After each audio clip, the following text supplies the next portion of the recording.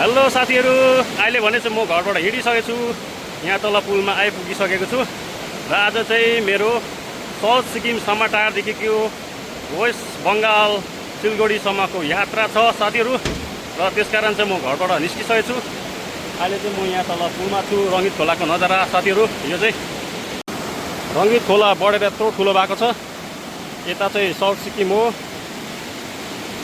यताबाट चाहिँ म आएको हो साउथ सिक्किमपट्टिबाट। अनि टक्कै यो रङ्गित खोला भयो हो। अनि यो चाहिँ पुल। अनि यता चाहिँ वेस्ट सिक्किम हो साथीहरू। सर्टकट जहाँ जाँदैछु म, गाडी नलिगएको हो। जोरथाङबाट चाहिँ ट्याक्सी गाडीमा जाने हो। र आज चाहिँ मेरो साउथ सिक्किमदेखिको वेस्ट बङ्गाल सिलगढीसम्मको यात्रा छ है साथीहरू। घाम खतरा लागेछ फेरि हो। यहीँ अब घाम खतरा लागेछ। सिलगढीमा कस्तो छ अब? सिलगढीमा झन् हालत पत्ला होला साथीहरू। अहिले भने चाहिँ म जोरथाङको स्ट्यान्डमा आइपुगिसकेर पनि टिकट काटिसकेको छु। गाडी नम्बर 1210 छ।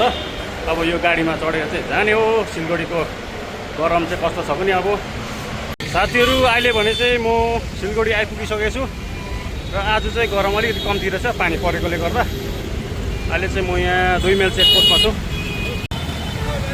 अहिले चाहिँ गरम अलिक कम्ती भइरहेको छ। अब यहाँबाट चाहिँ म बुबु गाउँ जान्छु। बुबु गाउँमा बस्ने हो गएर। बुबु घरमा जाँदैछु अहिले। आधी बाटो पुगिसकेँ। अहिले चाहिँ सालबाडी जाँदैछु।